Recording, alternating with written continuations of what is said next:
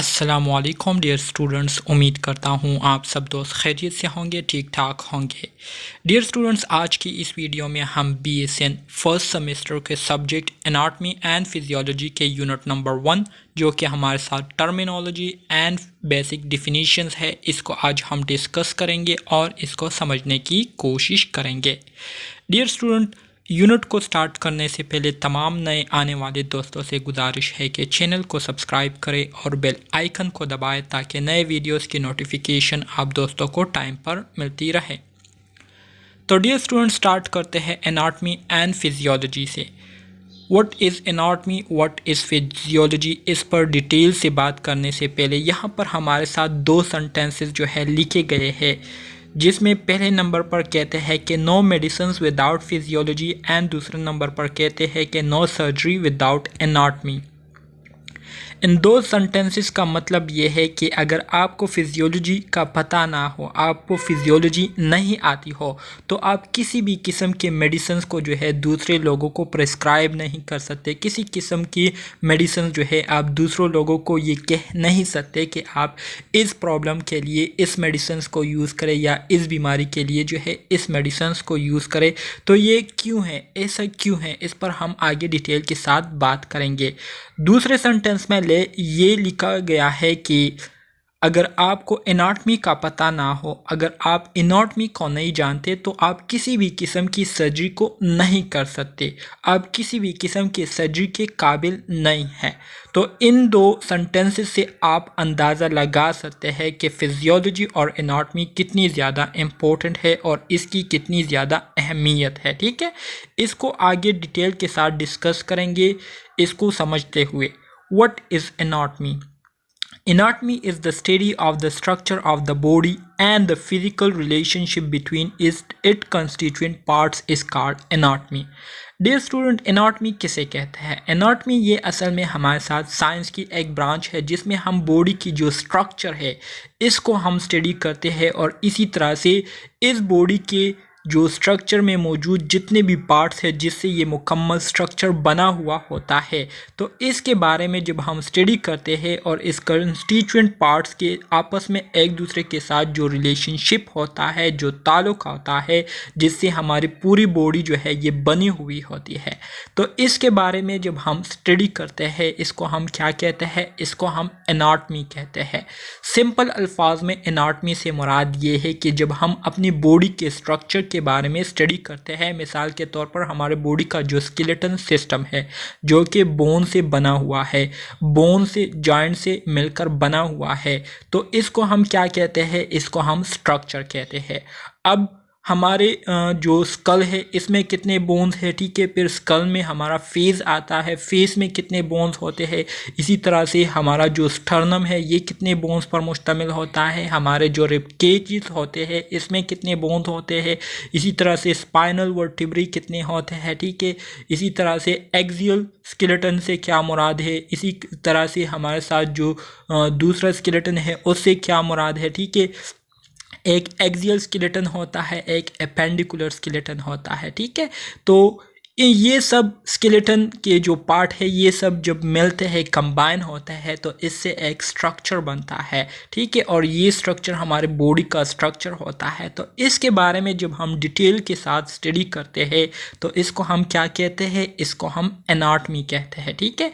इसी तरह से अगर हम फिजियोलॉजी की बात करें तो फिजियोलॉजी से आम अल्फाज में मुराद ये है कि हमारी बॉडी में मौजूद जितने भी ऑर्गन्स हैं, जितने भी सेल्स हैं, जितने भी टिश्यूज़ हैं, ठीक है, इनके जितने भी फंक्शन है, तो इस फंक्शंस के बारे में जब हम स्टडी करते हैं और इसी तरह से ये डिफरेंट ऑर्गन्स, ये डिफरेंट सेल्स, ये डिफरेंट टिश्यूज़ कोऑर्डिनेटेडली किस तरह से काम करते हैं, मिलजुल कर किस तरह से ये एक फंक्शन को परफॉर्म करते हैं, इन सब चीज़ों के बारे में जब हम स्टडी करते हैं तो इसको हम क्या कहते हैं? इसको हम फिजियोलॉजी कहते हैं।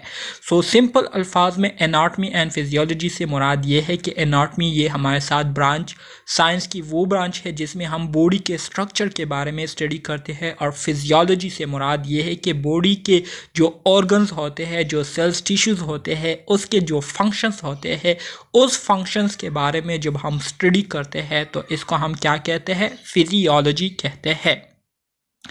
Physiology is the study of how the body system work and the way in which their integrated activities maintain life and health of the individual is called physiology। वही बात है जो कि मैंने आपको कही।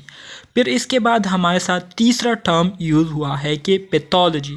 पैथोलॉजी से मुराद ये है कि किस तरह से जो हमारे साथ हमारी बॉडी में जो एबनॉर्मेलिटीज़ काज हुए होते हैं, तो उन एबनॉर्मेलिटीज़ के बारे में जब हम स्टडी करते हैं तो इसको हम क्या कहते हैं, पैथोलॉजी कहते हैं। Patho mean disease and logy mean to study, so the study of disease abnormalities is called pathologies. ठीक है।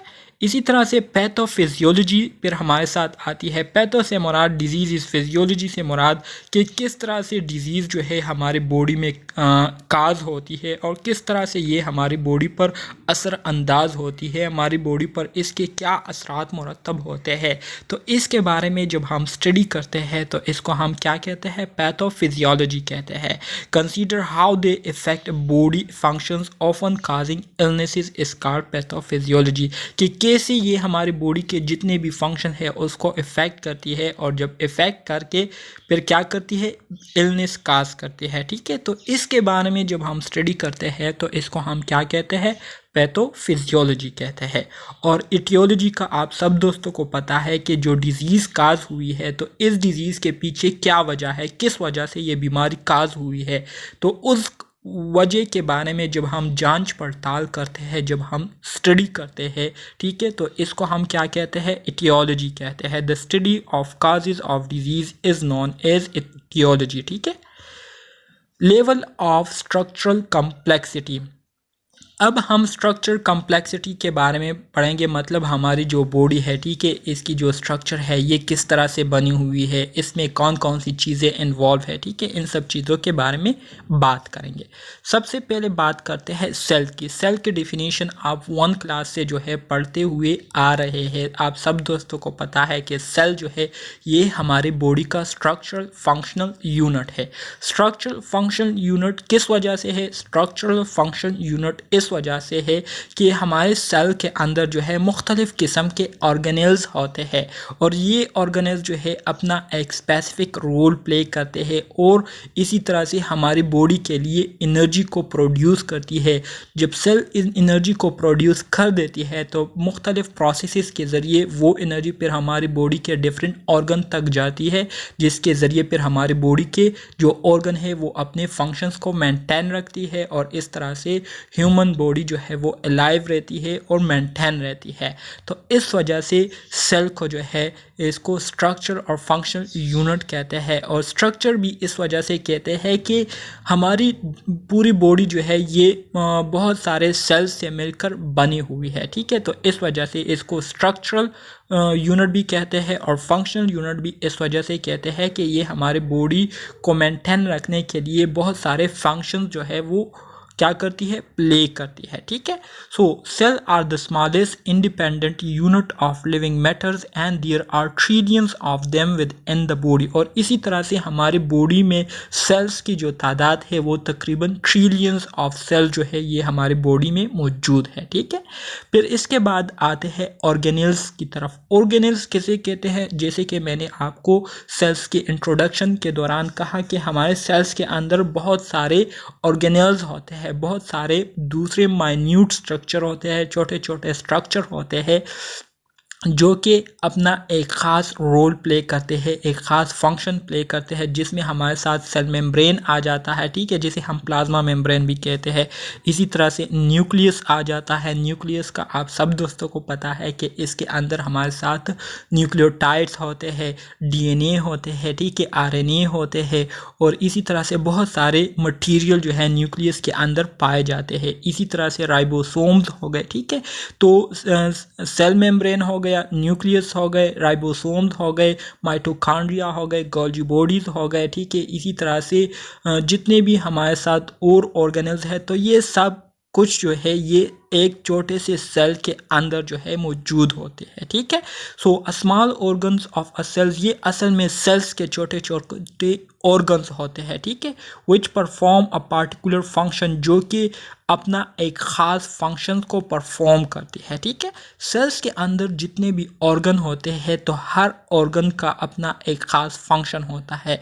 जैसे कि हमारे बॉडी के अंदर जितने भी ऑर्गन है, जैसे कि हार्ट जो है ये एक ऑर्गन है, हमारा दिल जो है ये एक ऑर्गन है। इसका फंक्शन ये है कि ये क्या करती है, हार्ट बीटिंग करते हैं, जिसके ज़रिए हमारी पूरी बॉडी में ब्लड जो है वो सर्कुलेट होता है और डीऑक्सीजनेटेड और ऑक्सीजनेटेड ब्लड जो है ये हमारे हार्ट की हार्ट बीट के ज़रिए जो है डीऑक्सीजनेटेड ब्लड जो है वो जाता है लंग्स में, लंग्स से ऑक्सीजनेटेड होकर फिर वापस आता है हार्ट में, और फिर हार्ट जब पंप आउट करता है तो पूरा जो ऑक्सीजनेटेड ब्लड होता है वो हमारी बॉडी में फैल जाता है और हमारी बॉडी को ऑक्सीजनेटेड ब्लड मिल जाता है, ठीक है। इसी तरह से हमारा लिवर जो है ये दूसरा ऑर्गन है हमारी बॉडी का, ठीक है, जिसका फंक्शन ये है कि ये हमारे ब्लड को फिल्टर करती है, ठीक है। इसी तरह से जो वेस्ट मटेरियल होता है हमारे ब्लड में उसको क्या करती है, एक्सक्रीट करती है। इसी तरह से प्रोटीन्स को बनाती है, फैट्स को बनाती है, कार्बोहाइड्रेट्स को बनाती है, ठीक है। तो ये लिवर के फंक्शन है। इसी तरह से किडनी जो है ये तीसरा ऑर्गन है हमारे बॉडी में, जो कि क्या करती है, मेनली इसका जो फंक्शन होता है वो फिल्ट्रेशन का होता है, फिल्ट्रेशन करती है। इसी तरह से यूरिन को बनाती है। इसी तरह से रीएब्जॉर्प्शन जो है ये किडनी के ज़रिए होती है। डिफरेंट न्यूट्रिएंट मिनरल रीएब्जॉर्ब जो है वो किडनी के ज़रिए होते हैं, ठीक है। तो इसी तरह से सेल्स के अंदर ऑर्गन्स होते हैं जिसको हम ऑर्गेनेल्स कहते हैं, जिसका अपना एक ख़ास फंक्शन होता है, ठीक है। तो उम्मीद करता हूँ ऑर्गेनेल्स की समझ भी आप दोस्तों को आ गई होगी। फिर बात करते हैं टिश्यूज़ की। टिश्यूज़ क्या है, जब बहुत सारे सेल्स मिलते हैं, जब बहुत सारे सेल्स जो है कंबाइन होते हैं तो इससे हमारे साथ ख़ास किस्म के टिश्यूज़ बनते हैं। टिश्यूज़ के हमारे साथ बेसिकली जो मेजर टाइप्स है वो 4 है। एक हमारे साथ एपिथेलियल टिश्यूज़ होते हैं, एक कनेक्टिव टिश्यूज़ होते हैं, एक मस्कुलर टिश्यूज़ होते हैं और इसी तरह से एक नर्वस टिश्यूज़ होते हैं। इसी तरह से इसमें सॉफ्ट टिश्यूज़ भी आ जाते हैं, ठीक है। तो बहुत सारे अक़साम है टिश्यूज़ के। So a tissues is defined is a group of similar cells that perform a specialized function is called tissues। जब बहुत सारे एक जैसे सेल्स मिल जाते हैं, कंबाइन हो जाते हैं, तो इससे हमारे साथ टिश्यूज़ बनते हैं और वो टिश्यूज़ अपना एक ख़ास फंक्शन प्ले करता है, ठीक है। 2 और more tissues combine to form organ. जब 2 या 2 से ज़्यादा टिश्यूज़ कंबाइन होते हैं तो इससे हमारे साथ ऑर्गन बनते हैं, ठीक है। फिर बात करते हैं ऑर्गन्स की। ऑर्गन में हमारे साथ स्किन जो है ये हमारे साथ largest organ of the body बनता है, largest organ of the body है, ठीक है, एक्सटर्नल ऑर्गन। इसी तरह से हार्ट हो गया, ब्रेन हो गया, ठीक है, ये क्या है, ये ऑर्गन है। An organ is defined as a structure consisting of a group of tissues that perform a specialised function is called organ. Organ जो है ये एक स्ट्रक्चर होता है, ठीक है, जो कि ग्रुप ऑफ टिश्यूज़ पर मुश्तमिल होते हैं। बहुत सारे सिमिलर सेल्स कंबाइन होकर टिश्यूज़ बनाते हैं और वो बहुत सारे सिमिलर टिश्यूज़ जो है कंबाइन होकर एक ऑर्गन को बनाती है, जो कि एक ख़ास फंक्शंस को परफॉर्म करती है। जैसे कि कार्डियक ऑर्गन, जैसे कि कार्डिक मतलब हार्ट जो है, हार्ट में हमारे साथ कार्डियक टिश्यूज़ होते हैं, ठीक है। तो ये कार्डियक टिश्यूज़ जो है अपना एक फंक्शन प्ले करता है। इसी तरह से लिवर के जो टिश्यूज़ है, ठीक है, इसी तरह से किडनी के टिश्यूज़ अलग होते हैं। सो 2 और more organs combine to form system. और इसी तरह से जब 2 या 2 से ज़्यादा ऑर्गन कंबाइन होते हैं तो इससे एक सिस्टम बनता है, जिसको हम क्या कहते हैं, ऑर्गन सिस्टम कहते हैं। ऑर्गन सिस्टम में हमारे साथ इसके जो एग्जांपल है, इसमें इंटेगोमेट्री ऑर्गन सिस्टम भी आता है, ठीक है। इसी तरह से कार्डियोवेस्कुलर सिस्टम भी आता है। So an organ system is defined as a group of organs that act together to carry on a specialised function is called organ system. Organ system ये असल में हमारे साथ ऑर्गन्स का एक ग्रुप होता है जो कि मिलकर एक ख़ास फंक्शंस को परफॉर्म करती है, ठीक है। तो इसको हम क्या कहते हैं, ऑर्गन सिस्टम कहते हैं। एमसीक्यूज़ के हवाले से इम्पोर्टेंट पॉइंट है, कहते हैं कि the 11th organ system collectively form the organism, मतलब यह है कि हमारे बॉडी में जो मेजर ऑर्गन सिस्टम है तो उसकी तादाद तकरीबन कितनी है, 11 ऑर्गन्स है, ठीक है, 11 ऑर्गन सिस्टम है। तो ये मिलकर क्या बनाती है, ये मिलकर एक ऑर्गेनिज्म को बनाती है। फिर इसके बाद हमारे साथ दूसरा टर्म यूज हुआ है जिसको हम क्या कहते हैं, डिफ्यूजन कहते हैं। डिफ्यूजन का भी आप सब दोस्तों को पता है कि the movement of molecules of a substance from the area of its higher concentration to the area of its lower concentration is called diffusion. Diffusion ये हमारे साथ वो प्रोसेस होता है, ये हमारे साथ वो अमल होता है जिसमें हमारे साथ हायर कंसंट्रेशन में मौजूद जो सब्सटेंसेस होते हैं वो उस तरफ जो है मूवमेंट करती है जहाँ पर उन सब्सटेंसेस की जो कंसंट्रेशन है वो कम होती है। सो हायर कंसंट्रेशन से लोअर कंसंट्रेशन की तरफ मॉलिक्यूल जब मूवमेंट करती है तो इस प्रोसेस को क्या कहते हैं, इस प्रोसेस को डिफ्यूजन कहते हैं। मिसाल के तौर पर exchange of gases in the lungs और बॉडी टिश्यूज़। अब इसका जो एग्ज़ाम्पल है वो भी बहुत ज़्यादा इंटरेस्टिंग है। आप सब दोस्तों को पता होगा कि हमारे साथ जो रिस्पायरेशन, एक्सपायरेशन और इंस्पायरेशन प्रोसेस होता है या जो वेंटिलेशन प्रोसेस होता है जिसमें हम ब्रीथ इन और ब्रीथ आउट करते हैं, तो जब हम ब्रीथ इन करते हैं तो ब्रीथ इन करने के दौरान जो है हमारे लंग्स के अंदर जो है ऑक्सीजन बहुत ज़्यादा कंसंट्रेशन में जाता है और कार्बन डाइऑक्साइड की कंसंट्रेशन जो है वो कम होती है हमारे लंग्स के अंदर जो अल्वियोलाई होते हैं उसमें, ठीक है। और इसी तरह से हमारे बॉडी से जो है डीऑक्सीजनेटेड ब्लड जो है वो पल्मोनरी आर्टरी के ज़रिए जो है वो कहाँ पर आई हुई होती है, हमारे अल्वियोलाई के इर्द गिर्द छोटे छोटे कैपिलरीज होते हैं, उन कैपिलरीज में जो है ये डीऑक्सीजनेटेड ब्लड होता है जिसमें कार्बन डाइऑक्साइड की जो कंसंट्रेशन है वो ज़्यादा होती है और ऑक्सीजन की कंसंट्रेशन कम होती है। तो यहाँ पर अब डिफ्यूजन प्रोसेस के ज़रिए क्या होता है, ऑक्सीजन कंसंट्रेशन जो कि अल्वियोलाई में बहुत ज़्यादा होती है तो ये ऑक्सीजन जो है ये डिफ्यूजन के ज़रिए ट्रांसफ़र हो जाती है, कहाँ पर, कैपिलरीज़ में चली जाती है और कैपिलरीज़ में कार्बन डाइऑक्साइड की कंसंट्रेशन ज़्यादा होने की वजह से ये डिफ्यूज़ होकर अल्वियोलाई में आ जाती है। तो इस तरह से हायर कंसंट्रेशन से लोअर कंसंट्रेशन की तरफ जो है वो मूवमेंट हो जाती है और डिफ्यूजन प्रोसेस जो है ये आकड़ हो जाता है। तो उम्मीद करता हूँ इस डिफ्यूजन की समझ आप दोस्तों को आ गई होगी। फिर इसके बाद हमारे साथ तीसरा टर्म यूज़ हुआ है ओस्मोसिस।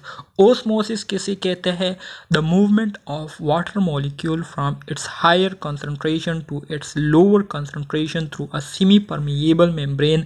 वही मैकेनिज़्म है लेकिन यहाँ पर जो है वाटर मॉलिक्यूल होते हैं, ठीक है, जबकि डिफ्यूजन में आपके पास गैसियस मॉलिक्यूल होते हैं, ठीक है, लेकिन ऑस्मोसिस में आपके पास जो मॉलिक्यूल होते हैं ये वाटर मॉलिक्यूल होते हैं और इसकी जो मूवमेंट होती है तो ये सेमी परमिएबल मेम्ब्रेन के ज़रिए हाई कंसंट्रेशन से लोअर कंसंट्रेशन की तरफ क्या करती है, मूवमेंट करती है। और इसकी एग्जांपल हमारे साथ जो है हमारे स्मॉल इंटेस्टाइन में जो एब्जॉर्प्शन होती है न्यूट्रिएंट्स की, ठीक है, विटामिन्स की, तो ये हमारे साथ बेस्ट एग्जांपल है ऑस्मोसिस की। फिर यहाँ पर हमारे साथ तीसरा टर्म यूज़ हुआ है जो कि फैसिलिटेटेड डिफ्यूजन है। फैसिलिटेटेड डिफ्यूजन से मुराद ये है कि the movement of molecules from the area of it greater concentration to the area of its lesser concentration with the help of channels or canal carriers is called facilitated diffusion। facilitated से मुराद ये है कि जिसको एक channels, proper channel के ज़रिए वो diffusion जो कि प्रॉपर चैनल्स के ज़रिए हो या प्रॉपर वेक्टर्स के ज़रिए डिफ्यूजन हो, ठीक है, तो इसको हम क्या कहते हैं, इसको हम फैसिलिटेटेड डिफ्यूजन कहते हैं। सो मूवमेंट ऑफ मॉलिक्यूल्स की मूवमेंट हायर कंसंट्रेशन से लोअर कंसंट्रेशन की तरफ, लेकिन यहाँ पर क्या होता है, चैनल्स की मदद से कंसंट्रेशन होती है, ठीक है, तो इसको हम क्या कहते हैं, फैसिलिटेटेड डिफ्यूजन कहते हैं। मिसाल के तौर पर intake of glucose by the cells, जब हमारे बॉडी में ग्लूकोज की प्रोडक्शन हो जाती है तो उस ग्लूकोज की प्रोडक्शन जो है वो ज़्यादा कंसंट्रेशन में हुई होती है तो इसको फिर हमारे सेल्स क्या करते हैं, इसको फिर हायर कंसंट्रेशन से लेकर इसको लोअर कंसंट्रेशन की तरफ ले जाती है और फिर ये ग्लूकोज जो है फिर in the form of glycogen glycogen जो है ये हमारे मसल्स में स्टोर्ड हो जाती है, हमारे लिवर में स्टोर हो जाती है, ठीक है। मुख्तलिफ एरियाज़ में जो है ये ग्लाइकोजन स्टोर्ड हो जाती है।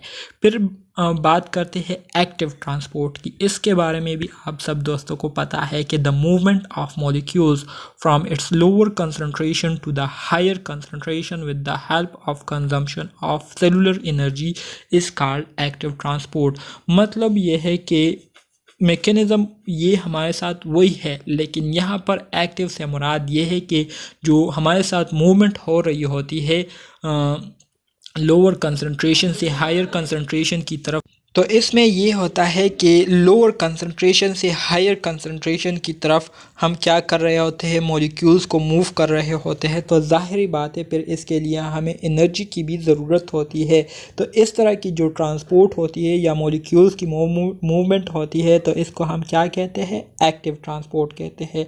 मिसाल के तौर पर जब हम पानी से टंकी को भरते हैं, ठीक है, तो पानी को ऊपर ले जाने के लिए हम किसकी मदद लेते हैं, हम जो वाटर मशीन है उसकी मदद लेते हैं, ठीक है। उस वाटर मशीन के ज़रिए हम क्या करते हैं, लोअर कंसंट्रेशन से मतलब लो एरिया से जो है हायर एरिया की तरफ वाटर को क्या करते हैं, मूव करते हैं। तो इसको हम क्या कहते हैं, एक्टिव ट्रांसपोर्ट कहते हैं। जैसे कि आप यहाँ पर देख सकते भी है कि यहाँ पर सोडियम पोटाशियम पंप की एग्जांपल जो है वो दी गई है। सोडियम पोटाशियम पंप को हम आगे यूनिट्स में डिटेल के साथ डिस्कस करेंगे। फिर इसके बाद हमारे साथ जो अगला टर्म यूज़ हुआ है उसे कहते हैं फिल्ट्रेशन। फिल्ट्रेशन किसे कहते हैं, आप सब दोस्तों को पता है कि the movement of water and dissolve substances from the area of its higher pressure to the area of its lower pressure is called filtration. Dear student, जितने भी टर्मिनोलॉजीज हमने डिस्कस कर लिए तो सब बिल्कुल एक जैसे है, लेकिन जो डिफरेंसेस आपको देखने को मिलेगी तो इन डिफिनीशन के जो लास्ट वाले लाइन है वहाँ पर आपको डिफरेंसेस मिलेगी। जैसे कि फैसिलिटेटेड डिफ्यूजन में क्या होता है, फैसिलिटेटेड डिफ्यूजन में जो मूवमेंट हो रही होती है तो वो with the help of channels और कैरियर्स होती है, ठीक है। इसी तरह से जो एक्टिव ट्रांसपोर्ट में मूवमेंट हो रही होती है तो ये with the help of energy की मदद से जो है मूवमेंट हो रही होती है। जबकि फिल्ट्रेशन में जो मूवमेंट हो रही होती है तो वो प्रेशर के ज़रिए हो रही होती है। हायर प्रेशर से लोअर प्रेशर की तरफ क्या करती है, वाटर मॉलिक्यूल और डिज़ोल्व सब्सटेंसेस मूवमेंट कर रही होती है। तो इस प्रोसेस को हम फिल्ट्रेशन कहते हैं। इसकी जो बेस्ट एग्जांपल है ये आपको किडनीज़ में मिलेगी कि किडनीज़ में जो यूरिन फार्मेशन हो रही होती है तो यूरिन फार्मेशन जो है रिनल ट्यूब्यूल्स के अंदर जो यूरिन की फार्मेशन हो रही होती है तो वहाँ पर इस तरीके से जो वाटर और डिज़ोल्व सब्सटेंसेस की मूवमेंट होती है वो इस तरीके से हो रही होती है, हायर प्रेशर से लोअर प्रेशर की तरफ जा रही होती है, ठीक है। तो इसको हम क्या कहते हैं, इसको हम फिल्ट्रेशन कहते हैं। फिर आते हैं फेगोसाइटोसिस की तरफ। फेगो से मुराद ईटिंग, साइटोसिस मीन सेल। सो फेगोसाइटोसिस ये हमारे साथ वो प्रोसेस है, ये हमारे साथ वो अमल है, हमारे बॉडी का एक प्रोसेस है जिसमें हमारे बॉडी के जो सेल्स है, ठीक है, फेगोसाइट्स जो है वो क्या करते हैं, वो हमारे बॉडी से बाहर के जितने भी मटेरियल होते हैं, मतलब बैक्टीरिया हो गए, फॉरेन पार्टिकल्स हो गए, ठीक है, एंटीजन्स हो गए, तो उसको क्या करती है, उसको एंगल्फ करती है, उसको खा लेती है। तो इस अमल को क्या कहते हैं, फेगोसाइटोसिस कहते हैं। द engulfment या swallowing of a solid substances, for example bacteria वगैरह हो गई बाय फेगोसाइटिक सेल्स के ज़रिए। तो इसको हम क्या कहते हैं, इसको हम फेगोसाइटोसिस कहते हैं। इसको हम इम्यून सिस्टम में काफ़ी डिटेल के साथ आगे पढ़ेंगे। और ये फंक्शन कौन से सेल प्ले करते हैं, वाइट ब्लड सेल्स जो है ये क्या करते हैं, बैक्टीरिया को एनगल्फ करते हैं। एनगल्फ से मुराद बैक्टीरिया को खाते हैं। पिनोसाइटोसिस से मुराद, pino mean drinking, cytosis mean cells के ज़रिए। So the uptake of fluid and dissolve substances is called pinocytosis, ठीक है। For example cells of the kidney tubules reabsorb dissolve protein. हमारे किडनी ट्यूब्यूल्स के जो सेल्स होते हैं ये डिजॉल्व प्रोटीन्स को क्या करते हैं, दोबारा से रीएब्जॉर्ब करते हैं। तो इस अमल को क्या कहते हैं, पिनोसाइटोसिस कहते हैं। Organisation level of a body, body का जो ऑर्गेनाइजेशन लेवल है, मतलब किस तरह से हमारी बॉडी बनी है, हमारे बॉडी के बनने में कौन कौन सी चीज़ें जो है इन्वॉल्व है, कौन कौन से कंपोनेंट जो है इन्वॉल्व है। तो सबसे पहले जो है आप सब दोस्तों को पता है कि एटम जो है ये क्या है, ये smallest particle of the matter है, ठीक है। फिर एटम्स के बाद जब बहुत सारे एटम्स कंबाइन होते हैं तो इससे हमारे साथ मॉलिक्यूल्स बनते हैं। जब बहुत सारे मॉलिक्यूल्स और कंपाउंड कंबाइन होते हैं तो इससे हमारे साथ क्या बनता है, इससे हमारे साथ सेल बन जाता है, ठीक है। सेल्स जब कंबाइन होते हैं तो सेल्स से हमारे साथ टिश्यूज़ बनते हैं, टिश्यूज़ जब कंबाइन होते हैं तो इससे हमारे साथ ऑर्गन्स बनते हैं। जब बहुत सारे ऑर्गन्स कंबाइन होते हैं तो इससे हमारे साथ ऑर्गन सिस्टम बन जाता है, और जब ऑर्गन सिस्टम, बहुत सारे ऑर्गन सिस्टम कंबाइन होते हैं तो इससे हमारे साथ एक मुकम्मल बॉडी बन जाती है। तो ये असल में हमारे साथ लेवल ऑफ बॉडी, मतलब organisation level of a body है, ठीक है। एमसीक्यूज़ में ये आ सकता है और इसी सीक्वेंस में जो है आपको एमसीक्यूज़ ला सकते हैं कि organisation level of a body में हमारे साथ जो करेक्ट सीक्वेंस है वो किस तरह से है। तो सबसे पहले एटम होते हैं, बहुत सारे एटम्स कंबाइन होकर मॉलिक्यूल्स और कंपाउंड्स को बनाते हैं। जब मॉलिक्यूल्स और कंपाउंड बहुत सारे कंबाइन होते हैं तो इससे हमारे साथ सेल्स बन जाते हैं, और फिर इस तरह से टिश्यूज़, ऑर्गन सिस्टम, और आखिर में हमारे साथ बॉडी बन जाती है, ठीक है। Directional and non directional term, dear students, अब यहाँ पर हम कुछ मेडिकल टर्म्स को जो है डिस्कस करेंगे और उसके जो मतलब है उसका अंडरस्टैंड करने की कोशिश करेंगे। सबसे पहला टर्म जो यहाँ पर यूज़ हुआ है वो है सुपरफिशियल। एमसीक्यूज़ के हवाले से ये बहुत ज़्यादा इम्पोर्टेंट है। एमसीक्यूज़ में ऑलरेडी इससे जो है एग्जामिनेशन में इससे ऑलरेडी एमसीक्यूज़ आए हुए हैं, ठीक है। सुपरफिशियल से मुराद, सुपर मीन सबसे ऊपर या above, and fiscal mean toward, ठीक है। सो सुपरफिशियल से मुराद टूवर्ड द सरफेस, ठीक है, सरफेस के ऊपर का जो हिस्सा होता है तो इसको हम क्या कहते हैं, सुपरफिशियल कहते हैं। पीरिनियल किसे कहते हैं, पीरिनियल, पीरिनियल मीन पेल्विक फ्लोर, जो पेल्विक फ्लोर होता है उसको हम पिलीनियर कहते हैं, ठीक है। फिर इसके बाद प्लेंटर, प्लेंटर किसे कहते हैं, प्लेंटर से मुराद सोल ऑफ द फुट, हमारे पाँव का, हमारा जो पाँव है, ठीक है, इसका जो सोल होता है, ठीक है, इसको हम क्या कहते हैं, प्लेंटर कहते हैं। पॉप्लीटियल किसे कहते हैं, पॉप्लीटियल से मुराद हमारी जो नी है, नी का जो बैक साइड होता है, ठीक है, पीछे की तरफ से जब हम नी के बिल्कुल पीछे वाला जो साइड होता है उसको हम क्या कहते हैं, उसको हम पॉप्लीटियल कहते हैं, ठीक है। फीमोरल से मुराद क्या है, फीमोरल से मुराद टिक को कहते हैं। फ्रंटल से मुराद फ्रंट है। गैस्ट्रिक से मुराद स्टमक। फिर ग्लूटियल से मुराद बटक्स हो गए, ठीक है। ब्रेकियल से मुराद हमारे जो अपर आर्म है इसको कहते हैं। बकल या ओरल से मुराद माउथ को कहते हैं। कार्डियक से मुराद हार्ट है। इसी तरह से सर्वाइकल से मुराद नेक है। इसी तरह से क्रेनियल से मुराद हेड है, ठीक है, क्रेनियम हेड को कहते हैं। डेल्टाइड जो है, जिसको हम डेल्टाइड मसल्स भी कहते हैं, तो डेल्टाइड मीन शोल्डर, ठीक है। वोलर से मुराद पाम है, ठीक है, हमारी जो हथेली होती है हाथ की। सुपीरियर से मुराद अबव, मतलब ऊपर वाला हिस्सा। टेम्पोरल से मुराद साइड ऑफ द हेड, हमारे सर के जो साइड वाले एरियाज होते हैं, एक साइड और लेफ्ट साइड और राइट साइड, इसको हम क्या कहते हैं, टेम्पोरल कहते हैं। एम्बेलिकल से मुराद नेवल है, ठीक है। पेटिलर से मुराद जो नी कप होता है, ठीक है, इसको हम क्या कहते हैं, पेटिलर कहते हैं। हेपेटिक मीन लेवर। इलियक मीन हिप हो गए। इंग्विनियल मीन ग्रोइन हो गए, ठीक है। लंबर मीन स्मॉल बेक, जिसे हम जो पतली कमर कहते हैं उसको हम लंबर कहते हैं, ठीक है। मेमोरी से मुराद क्या है, मेमोरी से मुराद ब्रेस्ट है। नेज़ल से मुराद नोज़ है। इन्फीरियर से मुराद बिलो या लोअर, मतलब नीचे वाला या नीचे की तरफ, ठीक है, इन्फीरियर कहते हैं। एंटीरियर या वेंट्रल से मुराद टूवर्ड द फ्रंट, आगे की तरफ, ठीक है, आगे की तरफ। एक्सिलरी से मुराद जो आर्म पिट होते हैं, ठीक है, इसको हम क्या कहते हैं, एक्सिलरी कहते हैं, ठीक है। इसी तरह से इंटरनल से मुराद विद इन, इंटीरियर टू, ठीक है, अंदरूनी तरफ। एक्सटर्नल से मुराद बाहर की तरफ। ऑक्सीपिटल से मुराद हेड, हमारे सर का जो पीछे वाला जो पिछला हिस्सा होता है, ठीक है, इसको हम ऑक्सीपिटल कहते हैं। ऑर्बिटल से मुराद आई रिलेटेड मतलब आंखों से रिलेटेड, पेरिटल से मुराद क्रोन ऑफ द हेड हो गया, ठीक है। इसी तरह से पल्मोनरी से मुराद लंग्स है, रेनल से मुराद किडनी है, सेक्रल से मुराद बेस ऑफ स्पाइन है, और इसी तरह से मेंटल से मुराद हमारे साथ क्या है, चिन है, चिन।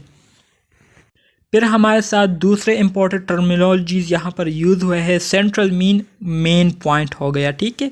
पेरिफेरल से मुराद extending away from the main point, हमारे जो मेन पॉइंट है इससे जो साइड्स पर हमारे साथ जितने भी बॉडी पार्ट्स होते हैं तो इसको हम पेरिफेरल कहते हैं। मतलब हमारा जो सेंट्रल है ये क्या है, हमारा जो एक्सियल स्केलेटन है ये सेंट्रल है, और एपेंडिकुलर स्केलेटन में हमारे अपर आर्म्स आ जाते हैं, और जो लोअर आर्म्स है मतलब जो लोअर लेग्स वगैरह है ये आ जाते हैं, ठीक है। तो ये दोनों पेरिफेरल में आते हैं।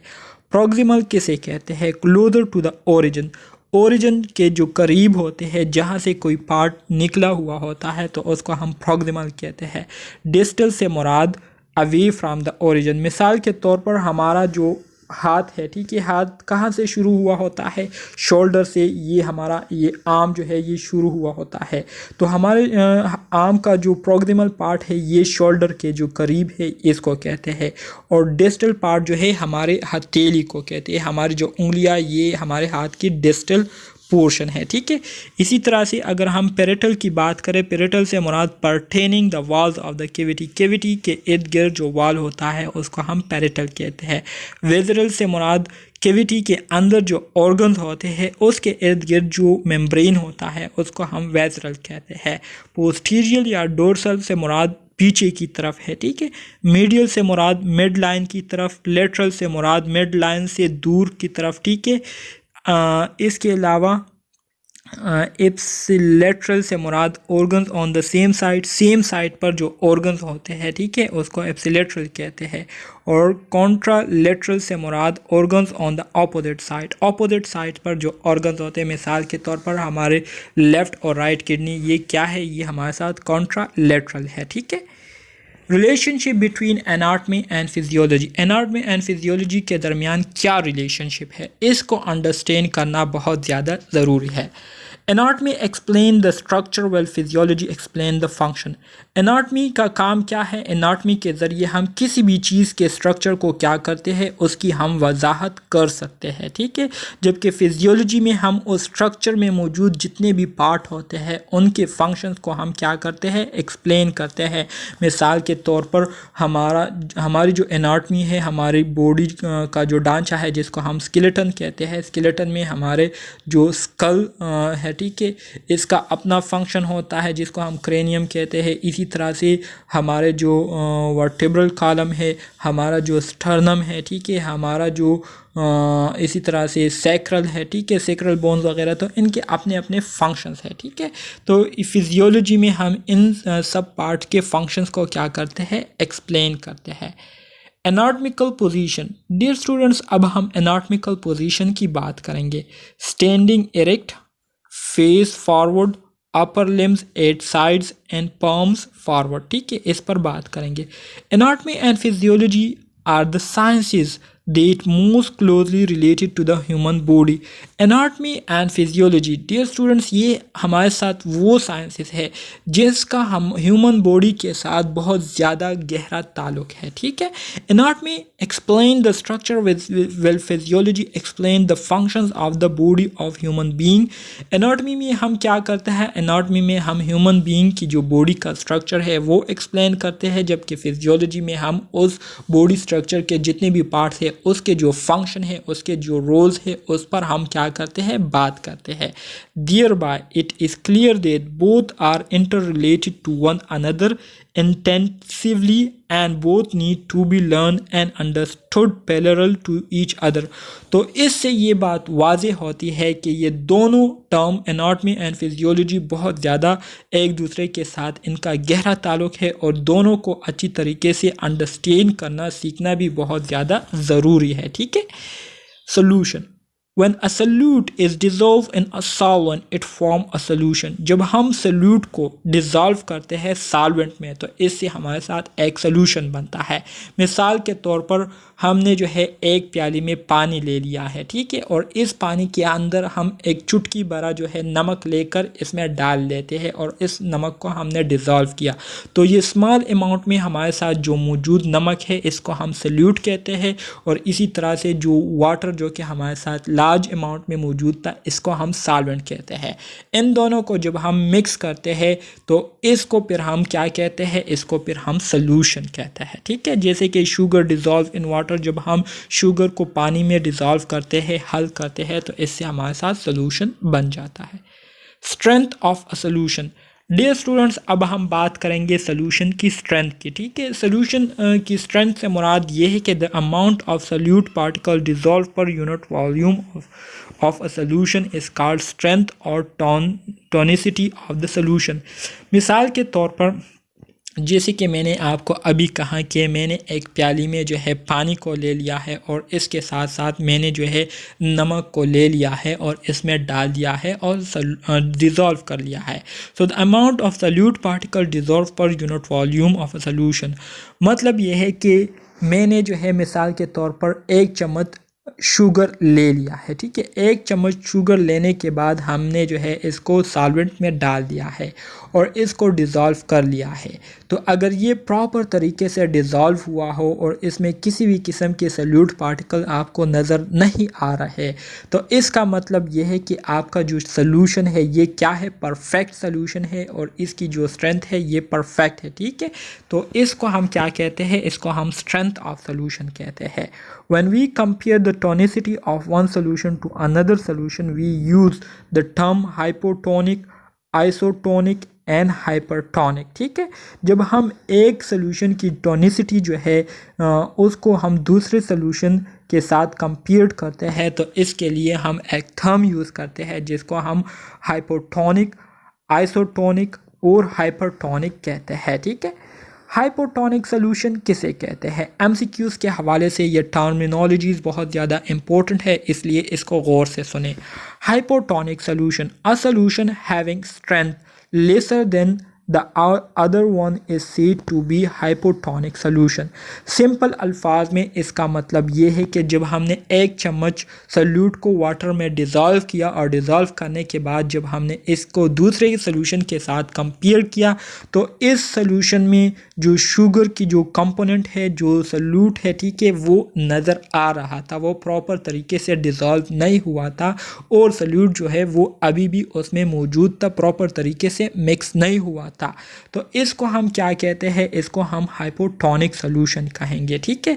आइसोटोनिक सॉल्यूशन किसे कहती है? A solution having strength equal to the other, वो सॉल्यूशन जिसमें जो सॉल्यूशन की स्ट्रेंथ है, ठीक है, मतलब जो मिक्सचर एबिलिटी है, ठीक है, वो दूसरे सॉल्यूशन के मुताबिक होती है, उसकी तरह होती है, ठीक है, दोनों एक जैसे जो है हल हुए होते हैं। One is consider to be isotonic solution. तो इस तरह के जो सॉल्यूशन होते हैं इसको हम आइसोटोनिक सॉल्यूशन कहते हैं, ठीक है।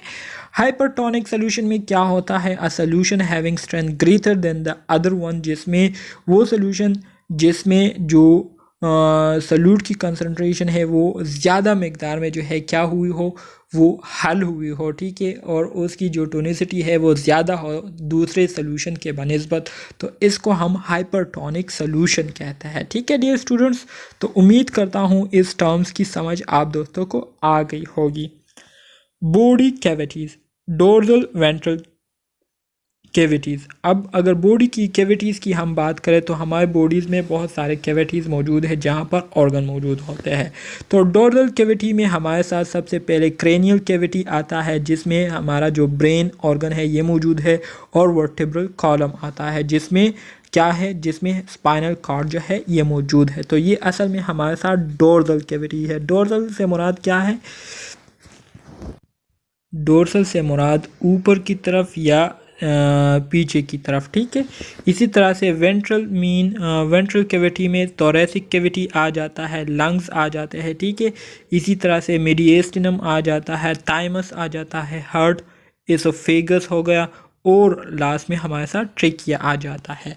तो ये क्या है, ये वेंट्रल कैविटीज़ में आते हैं। एमसीक्यूज़ के हवाले से ये भी इम्पोर्टेंट है, एमसीक्यूज़ में ये आ सकता है कि डोर्सल कैविटी में कौन सी कैविटीज़ आते हैं और कितने कैविटीज़ है, और वेंट्रल कैविटीज़ में कौन कौन सी जो है ऑर्गन्स आते हैं और कितने कैविटीज़ पर मुश्तमिल है। ठीक है, एब्डोमिनल कैविटी में हमारे साथ कौन कौन से ऑर्गन होते हैं। एब्डोमिनल कैविटी में हमारे साथ स्टमक होता है, लिवर होता है, गाल ब्लैडर होता है, पेनक्रियाज होता है, स्प्लीन होते हैं, इसी तरह से स्मॉल इंटेस्टाइन, लार्ज इंटेस्टाइन और किडनीज होते हैं। ठीक है, एमसीक्यूज़ के हवाले से इंपॉर्टेंट है, इसको आपने इस तरह से भी याद करना है कि एब्डोमिनल कैविटीज़ में हमारे साथ कितने ऑर्गन हैं। सो 1 2 3 4 5 6 7 और 8।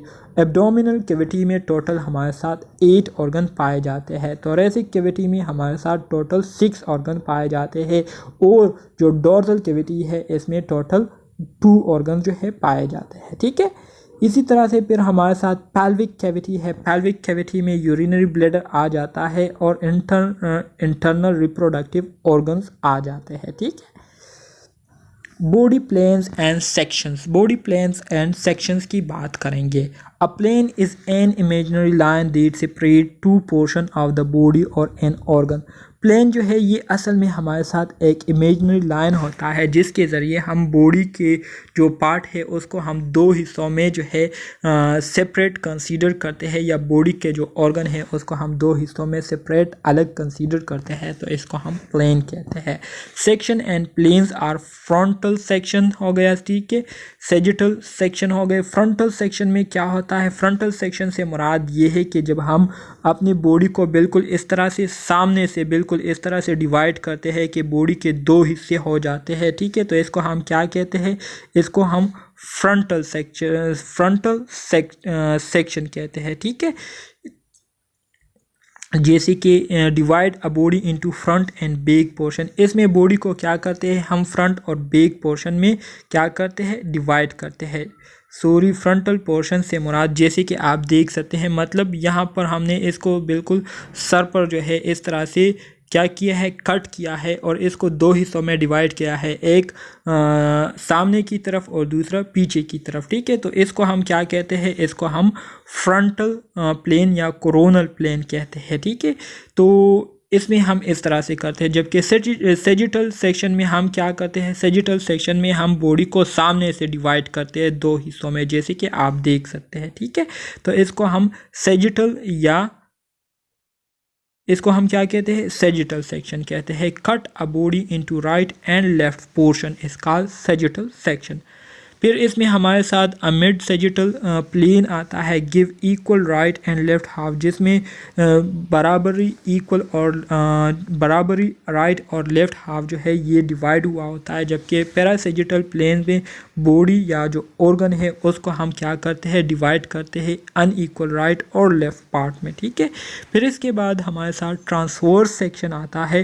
ट्रांसवर्स सेक्शन में क्या होता है, ट्रांसवर्स सेक्शन में हम बॉडी को ऊपर वाले हिस्से और नीचे वाले हिस्से में डिवाइड करते हैं, जैसे कि आप ये वाला देख सकते हैं, इसको हम क्या कहते हैं, इसको हम ट्रांसवर्स सेक्शन कहते हैं। ठीक है, फिर इसी तरह से हमारे साथ लॉन्गिट्यूडनल सेक्शन आता है, जिसमें हम क्या करते हैं, cut along the long axis of a body on an organ is called longitudinal section, जैसे कि आप ये वाला देख सकते हैं। ठीक है, इसको हम क्या कहते हैं, ये लॉन्गिट्यूडनल सेक्शन है, बॉडी के जो ऑर्गन है या बॉडी पार्ट है इसको हम लॉन्ग एक्सिस में क्या करते हैं, डिवाइड करते हैं।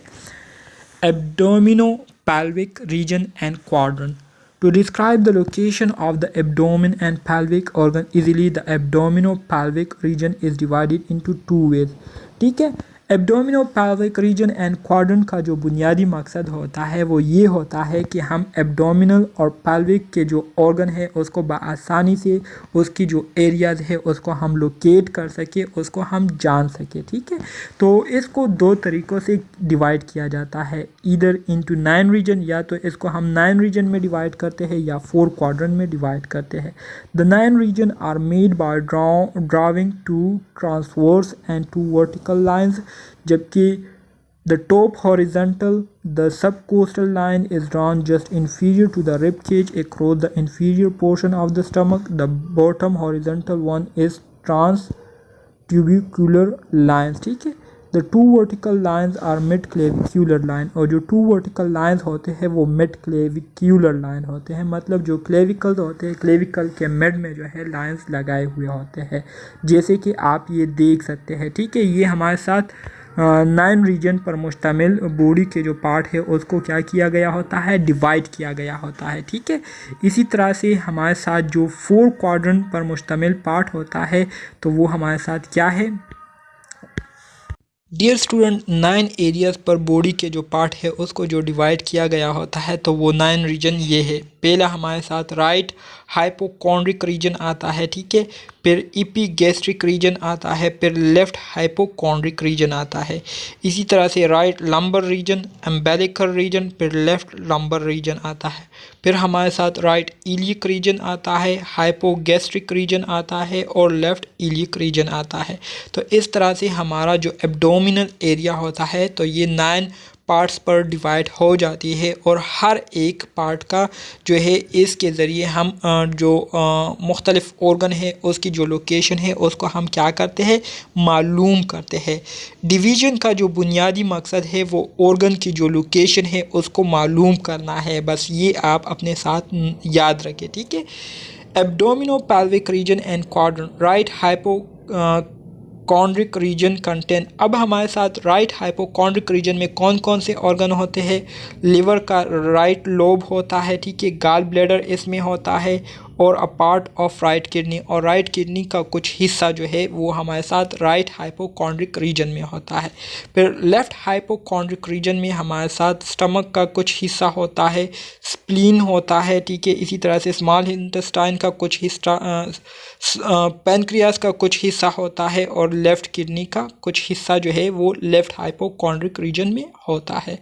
फिर राइट लंबर रीजन में हमारे साथ स्मॉल इंटेस्टाइन का कुछ पार्ट होता है, सीकम का कुछ सुपीरियर पार्ट होता है, असेंडिंग कोलोन होता है, inferior part of right kidney होती है। इसी तरह से लेफ़्ट लंबर रीजन में स्मॉल इंटेस्टाइन का कुछ हिस्सा होता है, डिसेंडिंग कोलोन होता है, और N inferior part of left kidney का जो इंफीरियर पार्ट है वो होता है। ठीक है, एमसीक्यूज़ के हवाले से ये बहुत ज़्यादा इम्पोर्टेंट है, आपके एग्जामिनेशन में इससे लाजमी तौर पर एमसीक्यूज़ आए हुए होंगे। ठीक है, फिर इस तरह से राइट इलियक रीजन में लोअर एंड ऑफ सीकम का जो लोअर एंड है वो होता है, और अपेंडिक्स होता है। ठीक है, इसी तरह से लेफ्ट इलियक रीजन में स्मॉल इंटेस्टाइन का कुछ हिस्सा होता है, और सिग्मॉइड कोलोन के कुछ पार्ट जो है वो मौजूद होते हैं।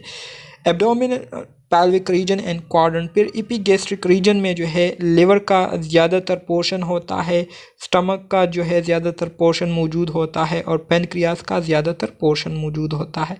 एम्बेलिकल रीजन में स्मॉल इंटेस्टाइन का ज़्यादातर पोर्शन मौजूद होता है, और लार्ज इंटेस्टाइन का ट्रांसवर्स कोलोन जो है वो मौजूद होता है। ठीक है, हाइपोगैस्ट्रिक रीजन में सिग्मॉइड कोलोन का पार्ट मौजूद होता है, और यूरिनरी ब्लैडर जब फुल होता है तो हाइपोगैस्ट्रिक रीजन में पाया जाता है। ठीक है, तो उम्मीद करता हूँ डियर स्टूडेंट्स यहाँ तक आप सब दोस्तों को समझ आ गई होगी। अगर फिर भी कोई मसला है, कोई क्वेश्चन है तो कमेंट बॉक्स में पूछ सकते हैं।